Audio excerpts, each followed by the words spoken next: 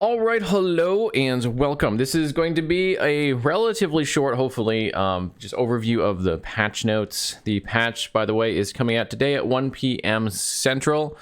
You can actually go to the patch notes and see your local time. This will adjust to your local time, but it's going to be probably about an hour and a half after I put out the patch notes. And once it comes out, I will be streaming it all day, doing dungeons, probably some of the arena content.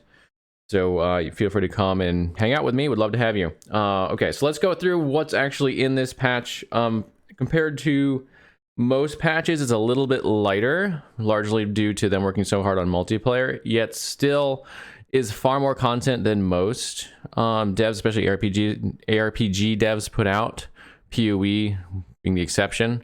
But like you compare this to most other ones, even Diablo 3 seasons, this is a lot more content than that. So calling this a light patch for EHG is, it's relative to the developer. And this one puts out a lot of stuff, even in the lightest of times. So let's go into what's actually in this patch. So the big highlights are going to be the dungeon. So there's the Soulfire bastion, and then there is the Lightless arbor. So they both have their own unique mechanics. The Soulfire Bastion has a mechanic to where you switch immunities between necrotic and fire, depending on what you're fighting. It will be interesting to see how that plays out in the actual dungeon. It also has a mechanic to where everything you kill gives you Soul Ember, and the immunity switching costs Soul Ember, so you're going to have to kill enemies in order to get Soul Ember. However, you don't want to spend too much of it, because at the end you will run across a soul gambler who will actually take the soul ember and use it to gamble items. So there's not been a whole lot of information on exactly how this works. On the first look, it looks a lot like the old gambler, just with soul ember being the currency and the ability to now once again gamble uniques like the old one used to be able to, but also to be able to gamble exalted. However, this right here is an important line. Modifiers selected while traversing Soulfire Bastion will modify the result of the Soul Gambler's items. Unfortunately, they give no further information on this, but I believe this is going to be the most important part of it. I wish they would have elaborated more on what this is, because in my opinion, this is going to make the system far more interesting than just having a generic gambler in the system. Anyway, we'll see more about that when it actually comes out. We'll test it, we'll play around with it, see what kind of modifiers we get, and see what we can actually do with the gambler's inventory. Okay, the next one is the Lightless Arbor. This one actually has a boss that has been in the game for a long time, but hasn't been fightable. It was something that was kind of on the ground below us. It was a big like tree rock thing, and people were always wondering what it was going to be, where it was going to show up, and well, we found out. Here it is as the boss for the Lightless Arbor. Now, the Lightless Arbor is being compared to the Delve a lot from PoE. I don't think it's especially like that. There's some similarities. Like, for example, you have a light that follows you, and enemies that are in that light take more damage and don't have reduced damage compared to if they're not, where they take less damage and do more damage. So that sounds similar, but you can also throw this thing, and you're going to use it for other mechanics in the delve, and also it's a dungeon, so you're probably going to be traversing at your own pace instead of having the like cart force you somewhere. So I think it'll have some similarities, but not be all that similar.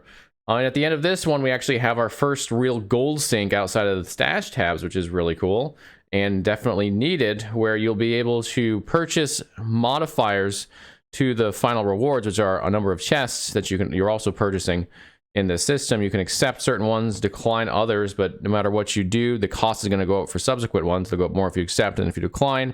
And there's some sort of algorithm in there that continues to increase the price based upon what you choose to buy. So you can spend a whole lot of gold on this. There was an example that the dev showed, which was a true loot explosion. Like, wow, there was so much loot. And they said they spent about 4 million gold to do that. So that's quite a bit of money for most players. So yeah, this is going to be a good way to burn your gold if you have a lot and you don't know what to do with it. You don't want to buy stash tabs. There you go. Now you have something. This will be great also for multiplayer and trading. We were all really worried about what are you going to do about trading and loot, gold sink. If you don't have a good gold sink, then chances are inflation is going to go through the roof. And it's going to be terrible for newer players trying to come in and actually interact with that, the economy. So this looks like a potentially really good solution to that, and maybe not the only solution, but at least it's a good start. So I'm actually pretty stoked for this one. I think it's going to be a good addition to the game overall. Okay, there's the 2 dungeons. Let's talk about the Arena of Champions now. This is basically just addition to the arena. The arena, you know, has typically been endless.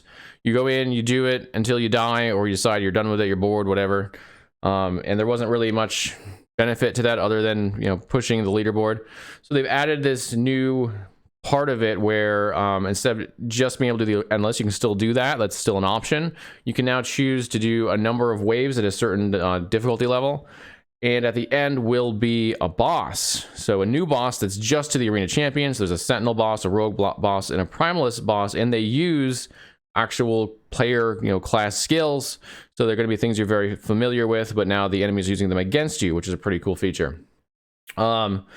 This system is going to have, looks like, more rewards. So you're going to be choosing modifiers as you do it. As you go through a certain number of waves, you'll pick a modifier, then pick another, so on and so forth, until you get to the boss fight, at which point all the modifiers will culminate. You're also picking rewards along the way with your modifiers. So it's kind of similar to how the dungeons work in that regard, where you're picking rewards and you're picking things that are making the enemies more difficult, and trying to get through the arena system with your rewards intact by, you know, not dying. We'll see how this plays out. It looks like it's going to be a good way to farm keys. That's probably the first thing I'm going to do, is try to do that to get some dungeon keys to actually run the dungeons. It's definitely, I think, going to be more interesting. This is one of the things I kind of advocated for a long time ago. Like, what if we had like bosses in the dungeon and they weren't endless? You know, that'd be or in the arena, excuse me, and they weren't endless. That'd be kind of cool and not maybe as boring. So we'll see if the actual implementation of this makes it a more fun mechanic. Okay, so let's move on to the rest of this stuff. Those are the big things. Those are like the headliners for sure in this this patch. This patch is lighting a lot of things like balance. There's no new skills, so that's where the lack of content really is. There's some things in here that are pretty interesting, though. I'm gonna kind of we're just gonna skip some of this stuff. It's not that important, but like acid flask doing 100% more hit damage instead of 100% increased base damage is pretty big. That's now a multiplier instead of an increase on base, so that could make that a lot better. We'll see. Puncture has this new node here, rapid strikes every 4 seconds. Your first few direct uses of puncture, 1 per point, are rapid strikes, which have 150% increased attack speed. That could be really interesting for certain builds that want to use puncture maybe with other skills. So they use it, they go through their rapid strikes, they do something else, they come back to it. That could be really interesting. We'll see. Rip Blood's got this new one as well, coagulated blood, which is a proc effect. When you reach 4 stacks, you actually do this coagulated blood orb that seeks out a nearby enemy, dealing spell fizz damage in a small area. We'll have to see the numbers on this to see if it's any good. You know, right now there's just no way of knowing how it's going to scale, but it is an interesting addition. Static got quite a bit of a buff, deals 4% more damage per charge, 1% more hit damage per charge. This is really good for ailments. It's also like a huge buff overall. They did give it less damage prior to the modification though, so it ends up being only about close to double the more damage. But again, this didn't affect non-hit damage at all before, and now it does. So that's a pretty big buff for ailments. We'll see if anyone comes up with some cool, you know, ailment static damage over time type builds with it. Surge also got some buffs. Melee damage applies 200% effectiveness from 100%.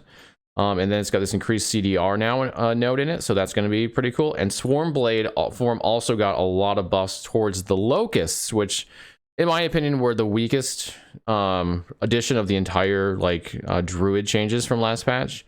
They do more damage now. You have more of them out at a time, or at least quicker than you would have. They're faster, they're tankier. They also had a bug on them to where they were not getting the extra resistance to large AoEs that other minions were getting. So they should definitely be tankier now. And we'll just see how this plays out. Again, I thought the Locust system was kind of bland, but it was also not good. Maybe now that it's good, it will feel better. Only time will tell on that one. Okay, I think that's the big ones for the skill changes. Campaign got moved around a little bit, not that important. Catalyst, though, got updated. They look really cool. These actually float now. It's a much better visual design than it used to be. And they also got new implicits. The new implicits do look a lot meatier, a lot better, especially at the upper end. Some choices in there that might help push base crit, which has been the meta for Catalyst for a long time. We'll see if it actually does much, but definitely at least some more options that look viable.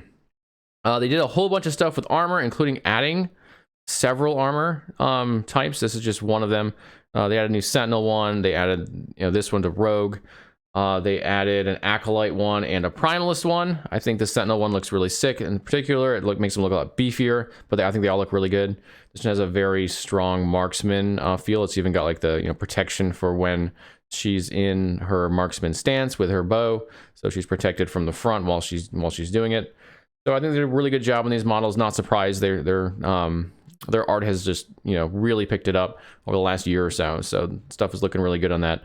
That front. Wraiths also got updated. They look really good. I do wish some of these pictures were a little bit more stuff from the like we got teasers before this that had more detail, and some of those I felt like did a better job of showing how good these actually are.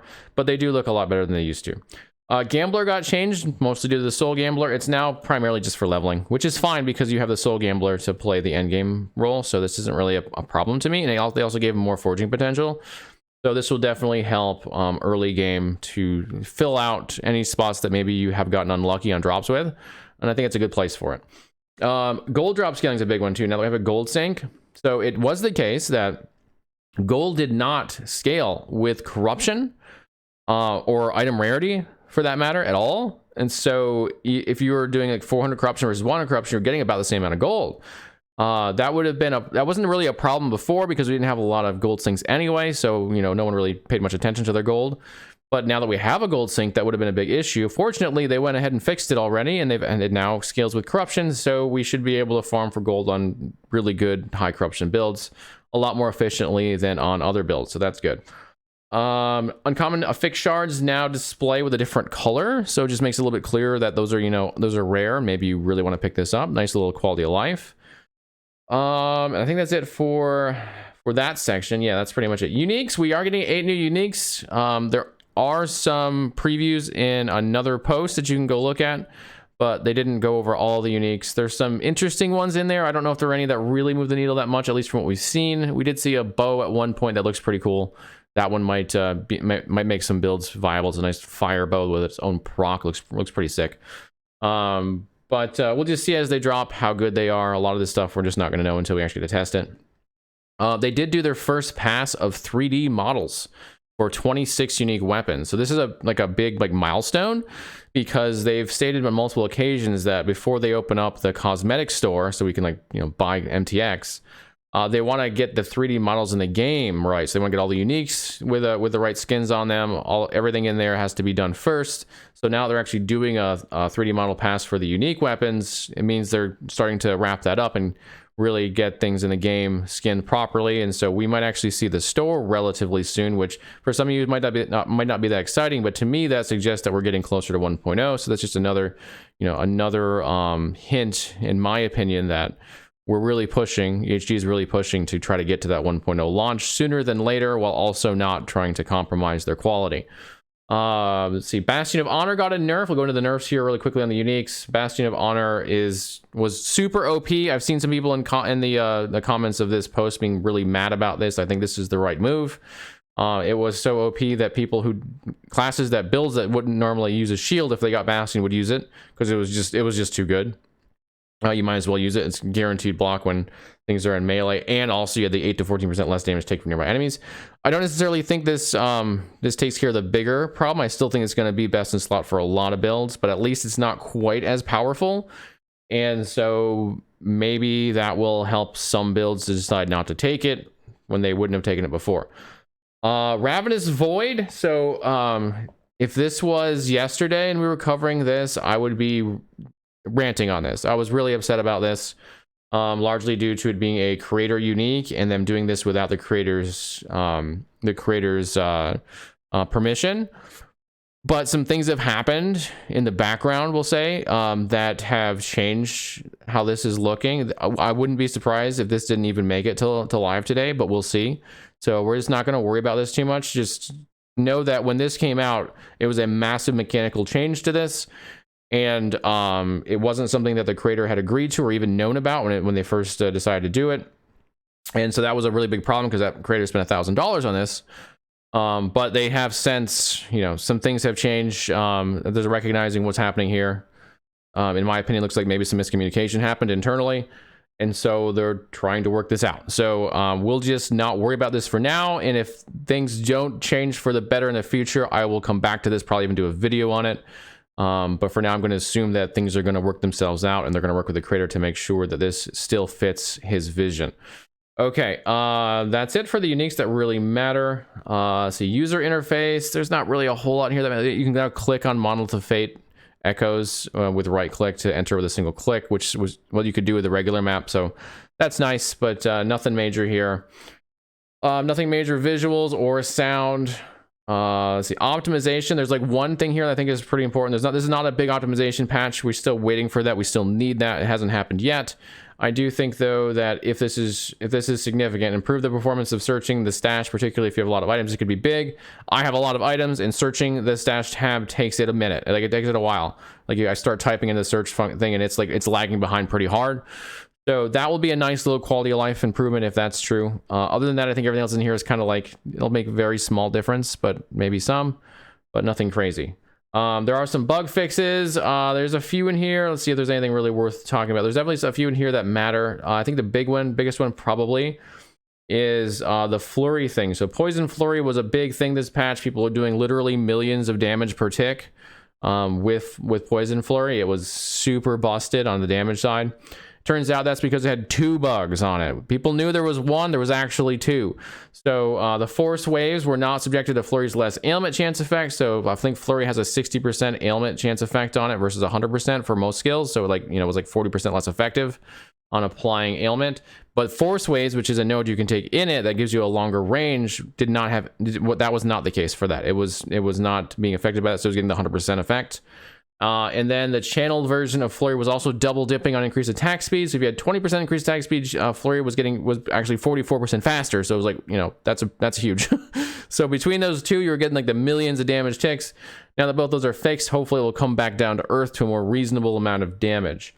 Let's see, anything else in here that really matters? Let's see, Rip Blood, no. I mean, actually, there's one thing in here that's going to matter for a build I've got coming online soon, but I don't think most people even noticed it. There's a node in Acolyte that's supposed to give you attack speed if you use a minion skill in a certain period of time, and it just wasn't. So that was like 20-25% attack speed we weren't getting that we're going to get now. So that was nice, but like most builds won't be using that, so it wasn't that big of a deal for most players. The other one that I'm looking at is like a sneaky, possibly really good one, is fixed a bug where holding down the move button would often prevent buffered abilities that could be used in low priority settle from going off.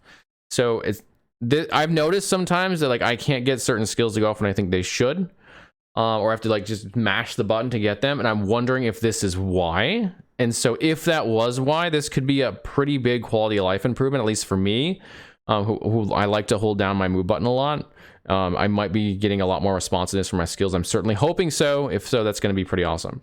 I think, let's see, let's make sure there's nothing else that's major in here that matters. All that's fine. Visuals are probably going to be pretty fine. There are some stuff in here. Several of the big AoE from bosses were supposed to deal 50% less damage to minions, and were not. So this could be something that makes minions quite a bit more viable this patch. Like this could be another one of those sneaky things where if you were going into certain fights, certain boss fights, especially on empowered, and your minions are getting wrecked, you're like, dude, obviously minions are just not viable because my minions keep getting wrecked to all this AoE. And it turns out that those attacks were not getting this damage reduction they were supposed to have. Maybe now they are actually viable and they can survive it, and they will work for you. You'll be able to play with minions a lot more. I plan on doing some testing on minions early in the patch because I actually want to make a build for dungeons. So we will see if that's the case. All right, I've already gone 19 minutes and we are finally through it. That was like 9 minutes longer than I intended. My apologies, but I wanted to be comprehensive on the stuff that I thought that mattered. So yeah, I'm going to be logging on here actually after I put this video online or on YouTube, and we'll be playing the patch all day. Please do feel free to come and join me. We'd love to have you. Enjoy the patch yourself. Hope there's something in here that's really interesting to you. I think the dungeons mechanics are going to be pretty interesting and kind of where like the real stars of the show. So yeah, looking forward to playing it. All right, thanks again for watching, and I'll see you all again real soon.